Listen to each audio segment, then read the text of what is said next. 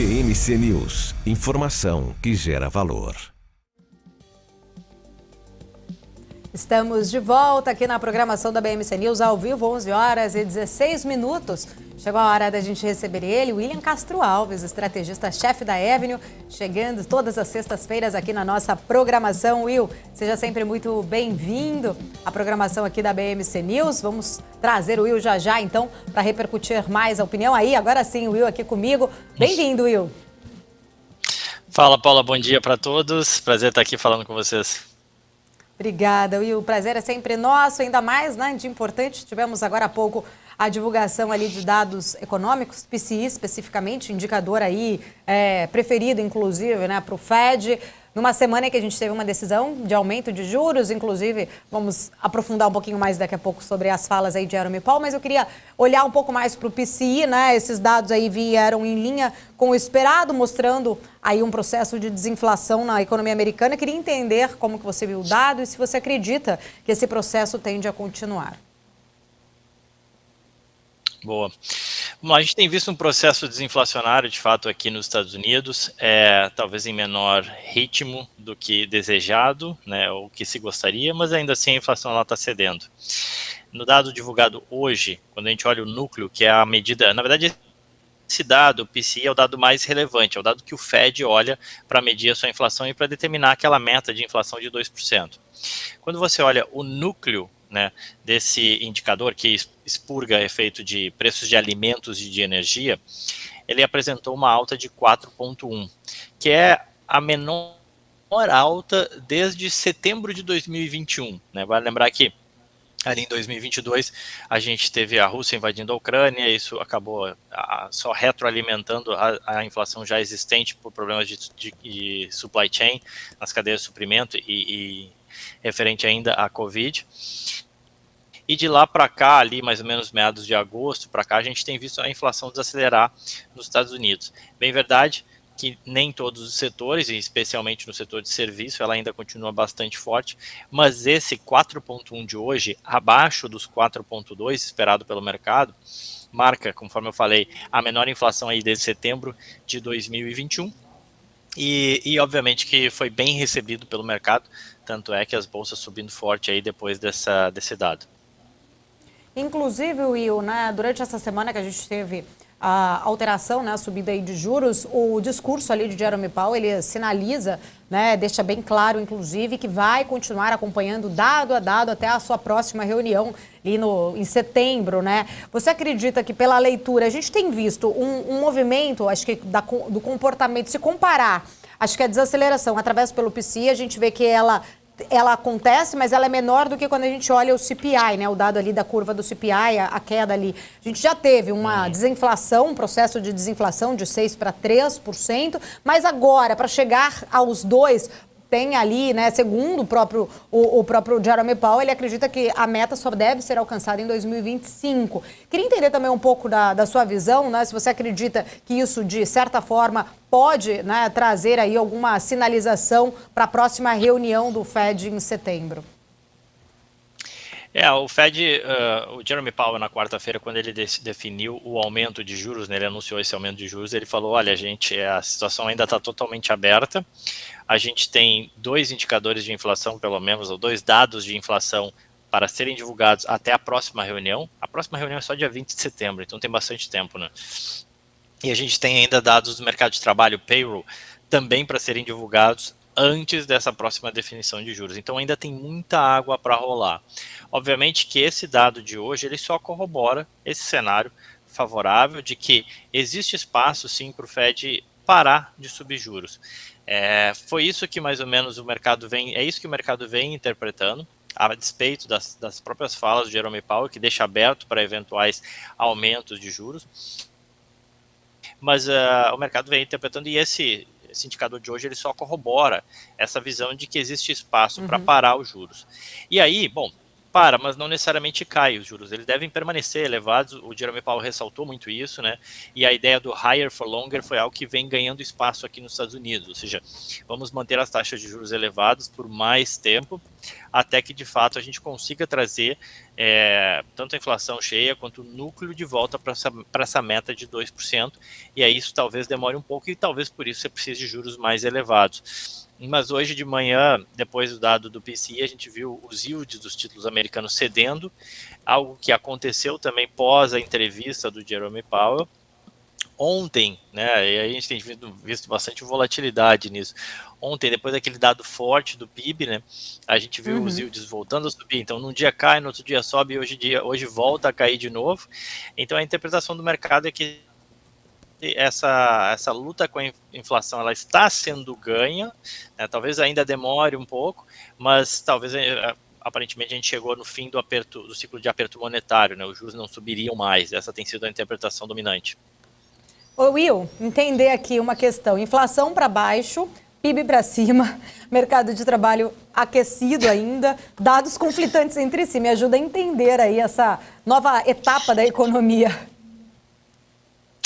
Isso aí a gente não entende, isso aí não dá para, é difícil de explicar mesmo, tem chamado muita atenção realmente, né, porque de fato você tem uma economia que ela desacelera, mas ela está ainda num ritmo forte, né, e desacelerou de um ritmo muito forte lá em 2021, e de lá para cá, ela desacelera, mas continua crescendo, né, aquele receio de uma recessão ou eventual forte desaceleração, a ideia e até estou escrevendo um texto para segunda-feira, né, a gente falava muito em hard landing, né, no final do ano passado, né, ou seja, a economia deve entrar numa recessão porque os juros estão altos e vai ser difícil travar ou segurar o desempenho da economia sem jogar necessariamente para uma recessão, né. Então, a ideia do soft landing, ela tinha pouco espaço no final do ano, foi ganhando espaço. Só que, na verdade, quando você vê o PIB subindo 2,4, eu diria que isso não é nem landing, né? Ou seja, não teve pouso. A economia continua voando, né? Então, nem hard, nem soft landing, no landing, né? Então, mas isso chama atenção, realmente, a economia crescendo, com a inflação desacelerando. Vale lembrar de novo, né? Quando você olha o núcleo da inflação, ela desacelera menos, né? A inflação, ela vem desacelerando muito ajudada aí pelos indicadores de alimentos e energia, os preços de commodities que cederam e que ajudam aí, né, a controlar essa inflação, mas em geral são momentos bem diferentes, interessantes mesmo, realmente de se entender, ou de se tentar entender, né, ver a economia muito forte com a inflação controlada e a pleno emprego, né.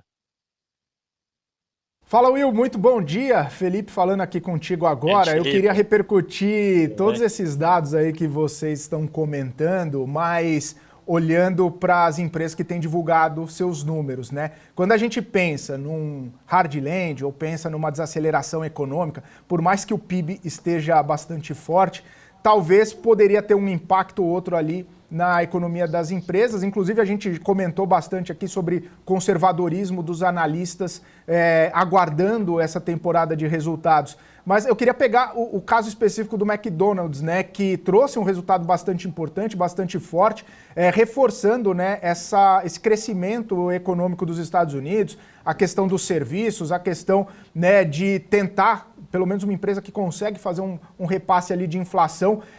Como você avalia, né, tentando conciliar, né, resultado de empresa com esse cenário econômico? Está em linha com essas discussões todas, Will, esses números que a gente vem observando nessa temporada de resultados? Boa, Felipe. Pois é, cara, por isso que a gente sempre fala muito e bate na tecla, e obviamente eu sou viesado falando isso, sobre investir no exterior, né? Sempre falo, pô, me segue nas redes sociais, eu te ajudo então a investir no exterior se você tem medo. Porque é impressionante como essas empresas elas têm uma capacidade, a Coca-Cola também mostrou isso, outras empresas têm demonstrado isso, uma capacidade de repassar preços, né? E qual que é o melhor investimento para você proteger de inflação, né? Tradicionalmente as ações é onde você consegue ter uma maior proteção de inflação, porque as empresas repassam isso, especialmente empresas que conseguem repassar, né? O McDonald's mostrou no seu resultado que consegue repassar aumentos de preços para o seu menu. Inclusive, foi beneficiado com este receio e desaceleração de fato da economia, né? Obviamente que isso afeta a confiança do consumidor, que em vez de ir no restaurante mais caro, muitas vezes acaba indo no McDonald's, né? Aqui nos Estados Unidos, pelo menos é assim. Então o McDonald's percebeu um volume maior de circulação nas suas lojas.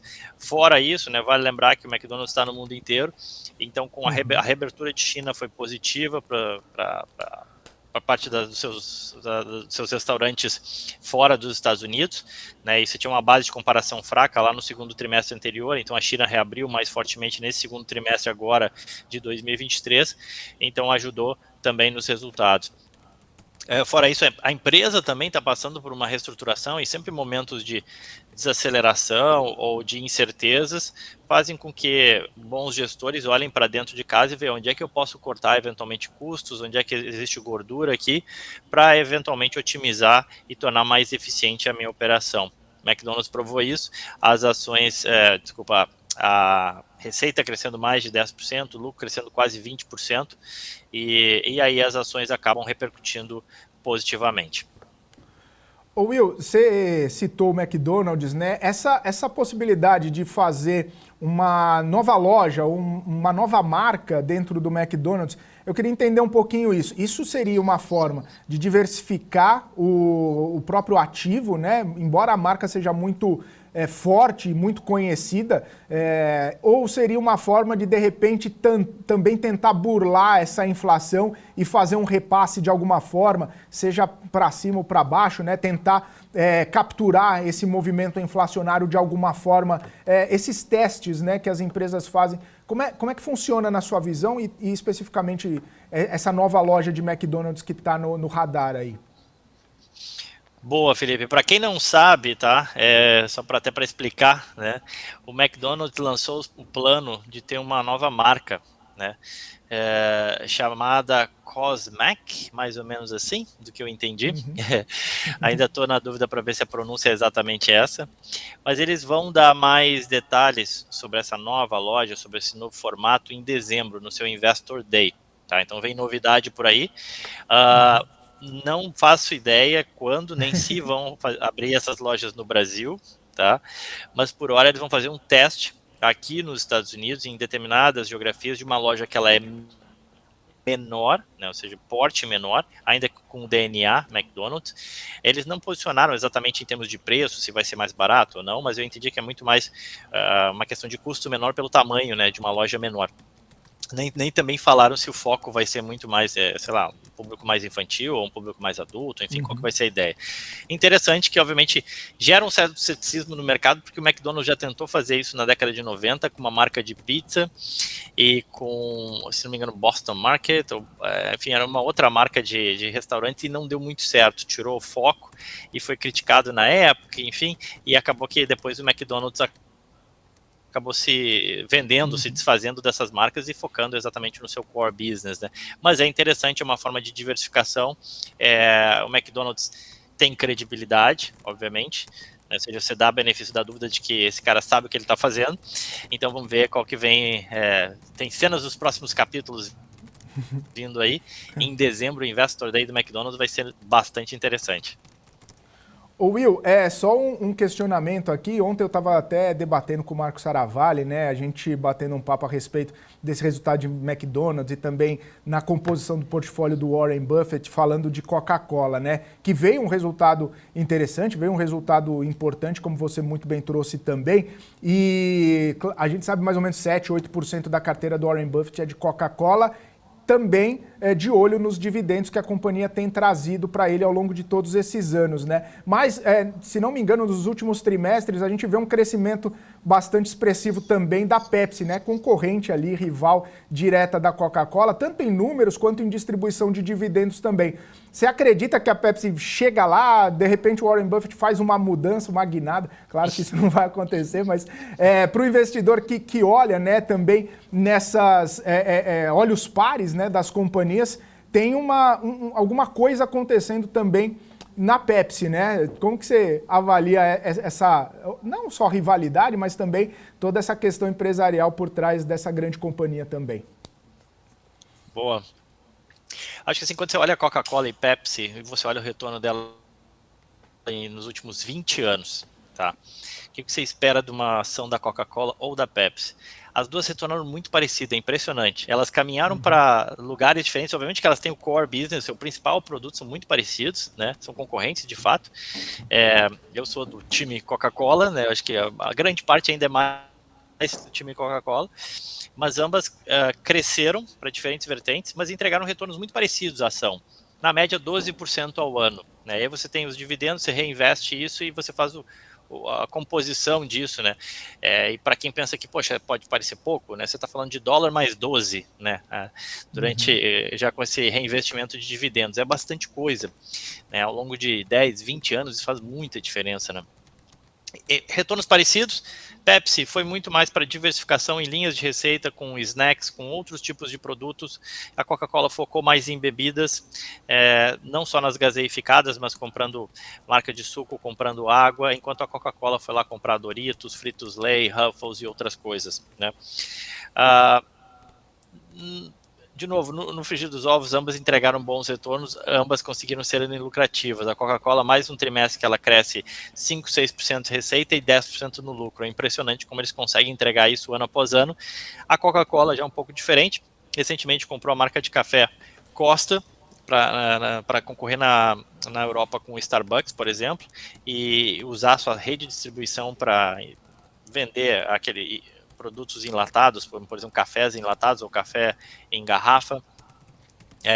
A Coca-Cola, além de toda essa outra rede, né, de outros tipos de bebidas que ela veio investindo, ela foi seguindo nesse caminho, digamos assim, das bebidas, não tanto indo para os alimentos, mas também conseguiu diversificar a receita e entregar bons retornos. Dizer que não tem certo nem errado, a Pepsi surfou melhor ali durante a pandemia, porque vendia mais snacks nos supermercados, mas na volta da pandemia a Coca-Cola se beneficia porque está mais presente em bares e restaurantes. Então é uma briga boa, e para os acionistas o retorno também tem sido bem bom. Will, queria falar aqui também, né, trazendo um pouco da sua visão de um outro tema. A gente viu aí uma mudança, né? O mundo, vamos falar assim, passou de uma escassez de semicondutores ali para um grande excesso agora. A escassez desses semicondutores durante a pandemia acabou ajudando muito a aumentar os lucros das fabricantes ali de chips, né? À medida que os preços eram escassos, os preços disparavam. Isso incluiu a Samsung, né, a maior aí fabricante de chips de memória do mundo. O cenário agora está bem diferente, né? Acabou passando lá do aumento do lucro para uma queda expressiva, inclusive, da receita. Este ano, tanto Samsung aí, as rivais, acho que estão num momento bem delicado, né? Estava até olhando aqui o resultado de Samsung reportado na quinta agora, lucro operacional com uma queda de 95% em relação ao ano anterior. Os concorrentes também mostraram, acho que, uma queda. E olhando também para a Taiwan Semicondutores, a maior fabricante do mundo, né, também reportou um lucro ali de uma queda no segundo semestre de 23,3%. Quais são os desafios que você acredita aí para este setor, para essas companhias, inclusive? Eu diria que o principal desafio para o setor é o desenvolvimento que a gente está tendo e o avanço que a gente está tendo muito rápido, né, nos tipos de semicondutores. Então, se por um lado você tem sobra de condutores de um tipo de semicondutores, você fala para inteligência artificial e para desenvolvimento cada vez mais intenso de internet ou de outras funcionalidades mesmo, você tem pouca capacidade de produção, né? Hoje a NVIDIA, ela carrega grande parte da capacidade de produção de semicondutores de alta tecnologia e sem muitos concorrentes, né? Obviamente que a concorrência vai chegando, né? Mas ela demora um pouco. Hoje você tem 90% dos chips de alta tecnologia sendo produzidos por uma única empresa em Taiwan, a Taiwan Semiconductor Manufacturing. Né? Eu acho que os desafios que essa empresa, a ASML, que é a maior empresa hoje da Holanda, e fabrica componentes químicos, né, e máquinas para que você consiga produzir esses semicondutores. Então, assim, a cadeia ela precisa se desenvolver mais, né? Precisa ter cada vez mais empresas capazes de produzir, de fornecerem, né, para essa cadeia se desenvolver. Eu acho que a dificuldade maior é isso, né? Intensiva, muito rápido, e assim, eu acho que a obra de ela é bem pontual, eu não apostaria nisso do aluno, não. Ô Will, eu vou só pedir para o pessoal reconectá-lo aqui, porque a gente teve uma variação aqui no seu áudio. Enquanto isso, deixa eu ir com a Débora para a gente dar um giro, entender também como que está a movimentação do mercado neste momento, 11 horas e 35 minutos. Fala, Débora. Olha, deixa eu trazer uma notícia aqui para vocês sobre a Allianz Sonae, a empresa que comunicou hoje que foi notificada a respeito do exercício de opção de venda de mais de 16 milhões de ações ordinárias de emissão da empresa, o que corresponde a 2,92% do capital social total da Allianz pela Sierra Brasil 1, né, para as entidades Otto. A transação deve ocorrer no prazo de 6 de outubro, segundo o fato relevante que foi divulgado, a operação que é uma transferência privada permitida. Entretanto, os dois acionistas informaram à companhia que estão em discussão avançadas na busca de um mecanismo alternativo de acordo, né, antes da data do fechamento, que não implicaria em uma efetiva transação das ações. Eu vou até trazer aqui o setor de shoppings para poder a gente, né, dar uma olhada. A gente teve resultado de Multiplan, é importante, né, lembrar para o pessoal que está nos acompanhando, o Multiplan que vai liderando altas no setor, ainda há pouco também era destaque de alta no índice Bovespa, depois o número levemente ali acima, né, do mercado. A Allianz Sonae está aqui, ó, a única que vai caindo, inclusive, está na contramão, 0,12% de queda agora para a Allianz Sonae, o papel que está R$ 24,32, a alta no ano é de 47% para a Allianz Sonae. Multiplan, que sobe agora 3,86%, tem alta acumulada no ano de 25,42%.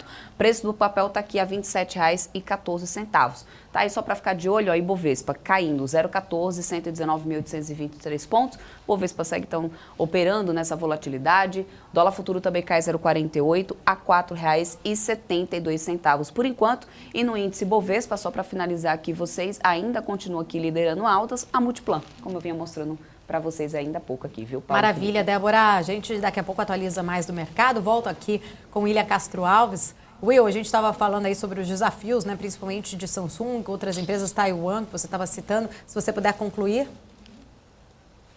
Não, eu diria que assim, o desafio do setor, eu não apostaria em sobra de semicondutor olhando a médio e longo prazo, né? Porque é um setor que vai se renovando constantemente. Hoje, especialmente para processadores ou para semicondutores de maior tecnologia, você tem pouca capacidade de produção, pouca gente desenvolvendo isso, precisam novos concorrentes. A NVIDIA é a principal, 90% dos chips do mundo de alta tecnologia são produzidos por uma empresa em Taiwan, a Taiwan Semiconductor Manufacturing. Então eu diria que é algo, a meu ver, eu vejo muito mais como pontual, né? Um descasamento de oferta e demanda de curto prazo. Eu não apostaria nessa sobra de semicondutores olhando mais a médio e longo prazo, até porque, na verdade, você tem que desenvolver novos semicondutores, e esses novos semicondutores eles vão ter uma nova demanda e, consequentemente, não vai ter espaço muito para sobra, né? O mercado ainda é muito apertado, essa que é a verdade. Antes da pandemia, você já tinha problemas de oferta e demanda, de falta de chips, a pandemia só acelerou isso até. Inclusive, eu queria trazer aqui também, a gente teve aí nessa semana movimentada também de resultados, Google, Meta, Microsoft. Queria entender também aí um pouquinho, né, da sua visão diante dessas Big Techs. Bom, a gente teve, agora falta só a Amazon e a Apple, isso, entre as principais Big Techs. E a NVIDIA, que é a última sempre, tradicionalmente, a divulgar seus números. Vamos lá. Números muito bons de Facebook ou da Meta, né, e de Google. O mercado interpretou como muito bom, a ação reagiu. No caso da Meta, a gente olhando para trás, né, eles tiveram 3 trimestres de queda de receita, um trimestre que foi o último, primeiro trimestre de elevação, aumento de receita, só que só de 3%, bem fraco, né, e agora entregou crescimento de 2 dígitos, né, mais de 10% de crescimento de receita, pela primeira vez fazia tempo, e ainda indicou que um guidance positivo para o próximo trimestre, crescendo receita em 2 dígitos. O mercado gostou, o Facebook já sobe mais de quase 150%, se não me falha a memória, e a ação repercutiu positivamente. No caso do Google, o que pegou? A empresa também percebe esse crescimento de receita com a economia aquecida e as empresas anunciando, né, querendo investir em novos ads, tá? E isso pega na veia o resultado do Google, né? Fora isso, a empresa veio ressaltando, né, suas medidas de corte de custos, a empresa já deu uma enxugada isso no primeiro trimestre e ela conseguiu entregar uma lucratividade maior, então também foi bem recebido.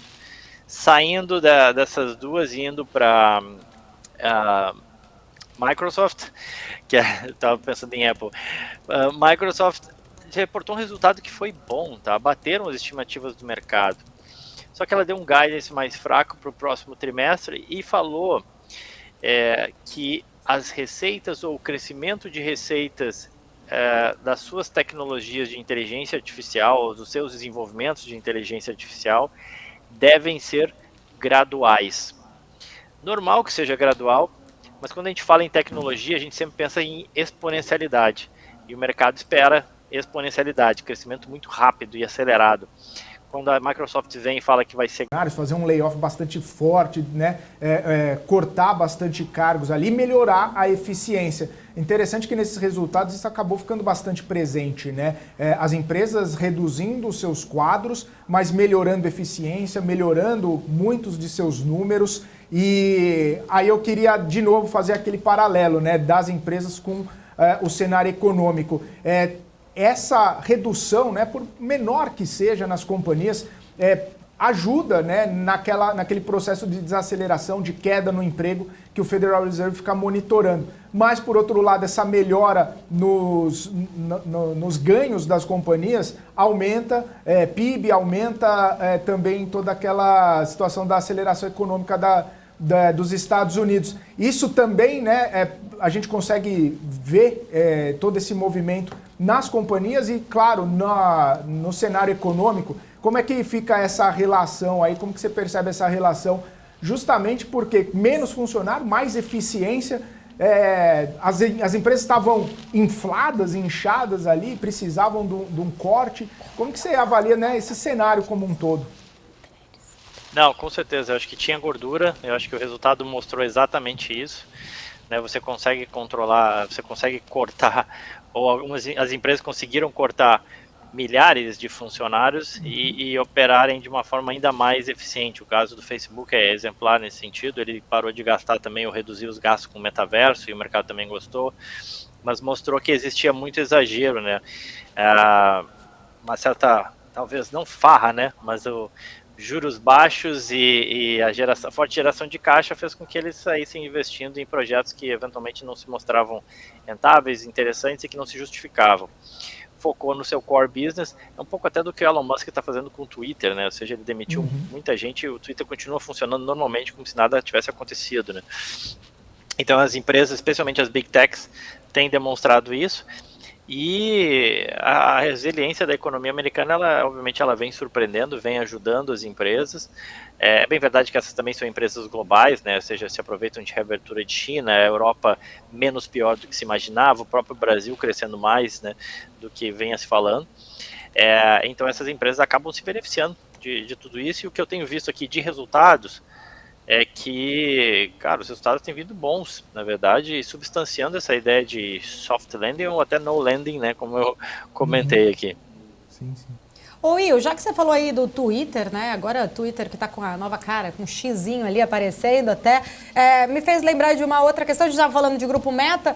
Eu li, inclusive, que o Threads, né? Threads ali teve ali uma queda muito grande no número de usuários. Acho que metade ali dos usuários que tinham entrado ali no aplicativo logo no início já não estão mais. Você acha que isso pode ser, de certa forma, aí um desafio também para a Meta em relação a custos? Custos não, perdão, receita, falei errado. Eu diria que sempre é um desafio, porque assim, qual que é o conceito de uma rede social, ou no caso de uma teia social, é que você esteja ali envolto naquele ambiente deles, né? Quanto mais envolto você tiver nesse ambiente deles, eles conseguem ter mais dados acerca das suas preferências, né? Onde que você clica, o que você like, né? O que você compartilha. E com isso eles conseguem entregar um produto melhor em termos de anúncios e ofertas e produtos e serviços para quem os contrata, né? Então, obviamente que engajamento ele é fundamental para uma rede social. Engajamento é algo fundamental para Meta Platforms, né? Então, obviamente que essa queda desse engajamento da Threads é algo, sim, a se preocupar, é algo que eles vão ter que endereçar aí para próximo trimestre. Acho que vai ser questionado. Acho que o primeiro agora foi ainda mais da questão do lançamento, bem ou mal, né? Não tem como dizer, de fato, os caras conseguiram que muita gente fizesse o download e entrasse na plataforma, tá? Isso é um grande feito, né? Quando a gente pega aqueles dados de quantos milhões de usuários ou quanto tempo demorou para determinados aplicativos tivessem milhões de usuários. E no caso da Threads foi muito rápido, assim, né? Agora, obviamente, tem que conseguir manter esse engajamento, porque isso é fundamental. Ô Will, e aí, né, ainda em Meta, esse ano um crescimento absurdo, né?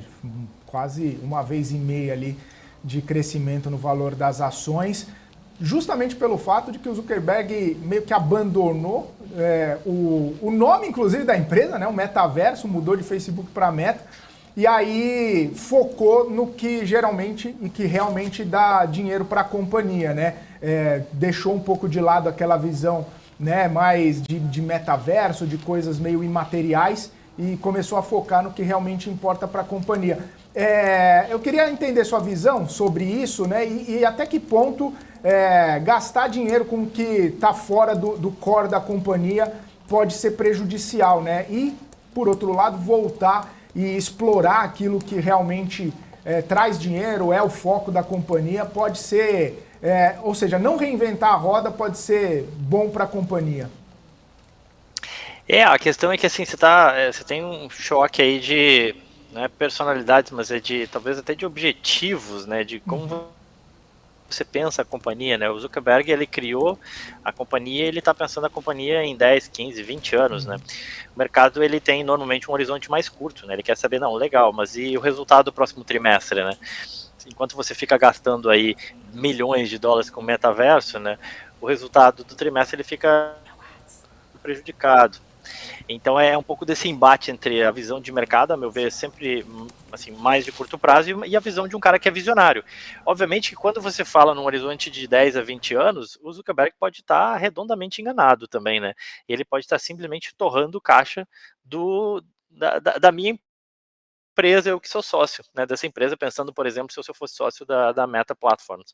Então é esse embate, né, que foi sendo colocado nos preços das ações, uma vez que a empresa ela via abandonando ou deixando cada vez mais de lado, abrindo espaço no seu core business, por exemplo, no Instagram, havia uma preocupação muito grande com o TikTok, crescendo cada vez mais, o YouTube Shorts também se desenvolvendo, e o Instagram ficando quase como um segundo plano, e o foco do Zuckerberg totalmente no metaverso, sem nenhuma previsibilidade ou uma consistência de quando aquele negócio poderia ser lucrativo. A partir do momento que ele abandona ou deixa de lado, pelo menos por enquanto, isso, né, o mercado acabou gostando, e aí o mercado, como eu sempre falo, maníaco, depressivo, bipolar, né? Talvez tenha exagerado muito aí na queda das ações do Facebook e talvez possa estar exagerando agora também na alta, né?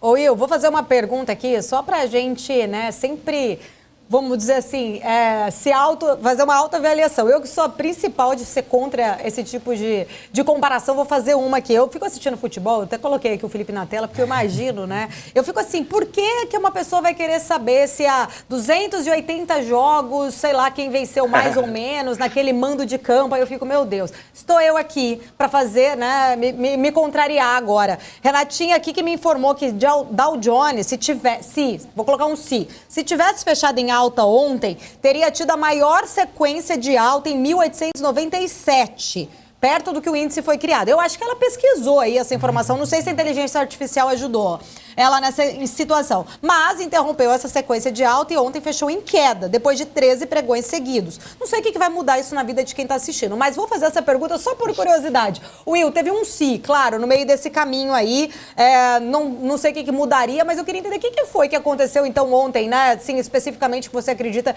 que acabou aí manchando ou não conseguindo fazer Dow Jones fazer essa marca aí de 13 pregões de alta desde 1897. Exatamente. Hoje não, hoje sim. Né? Que nem aquela do Kleber Machado.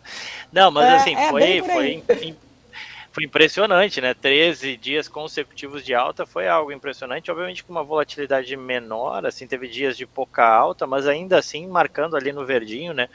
13 dias é extremamente emblemático e reforça um pouco dessa ideia, dessa visão que a gente tem visto. Realmente existia uma perspectiva muito negativa no início do ano, que foi se tornando, não foi se materializando, e aí cada vez mais a gente tem visto muitos gestores pouco alocados em ações e eles vão comprando ações. No caso do Dow Jones, especificamente, um índice mais tradicional, tem mais empresas, tem mais bancos, tem mais empresas de petróleo, tem mais empresas de consumo básico, como a Coca-Cola, tem empresas, já falei das financeiras, de petróleo, utilities, e esses setores todos, eles ficaram um pouco para trás esse ano, né? Então, naquela ideia de que, poxa, quero investir em ações, vou comprar o Nasdaq com 35% de alta, ou vou comprar um Dow Jones que não tinha subido até então, né? Ele começou a subir agora em junho, praticamente, né? Então, alguns foram indo para esses setores, ainda que, por exemplo, poxa, hoje mesmo tenha saído o resultado Chevron e Exxon com resultados mais fracos, já eram esperados, o preço de petróleo caiu, é normal, enfim, mas no relativo, né, muitas dessas empresas de uma economia mais tradicional ficaram mais interessantes e aí acabam sendo apostas de quem está querendo, né, que não tinha ação e começa a comprar ações agora. E aí com isso acaba repercutindo num Dow Jones subindo aí 13 dias consecutivos, uma marca aí para 2023, para ficar na história. Maravilha. Representa muita coisa para quem gosta de curiosidades e estatísticas, né? Agora, Estatística, exatamente. No mundo real, só uma curiosidade, né? É que no mundo do futebol usam tanto, né? Até queria entender, né? De fato, para quem tá ali, né, assistindo, é útil aí, Felipe? Vai. Eu não tô conversando muito de futebol com o Felipe, viu, Will, essa semana. Tá triste. O Will também não pode falar muita coisa. Tem o jogo de volta. Tem o jogo de volta. Eu não sei qual que é a estatística, mas tem o jogo da volta. Eu até mandei, Paulo, eu mandei pro Gabriel não aqui falar no Switch. muito. Antes do jogo do Corinthians e São Paulo, eu falei para ele, olha, o tabu mostra que o Corinthians vai ganhar, né? O retrospecto mostra que o Corinthians vai ganhar. Mas enfim, só para encerrar, Paulo, você falou de percepções e tudo mais, eu queria saber da visão do Will. Qual mudança foi melhor, Will? Facebook para Meta ou Twitter para X? Ou qual foi pior também, né? Eu acho que é pior. Essa mudança de nome tá complicado, viu? Eu achei muito ruim essas, ambas, cara. Eu achei muito ruim. Eu diria que no caso do Elon Musk você ainda tem que dar o benefício da dúvida, né?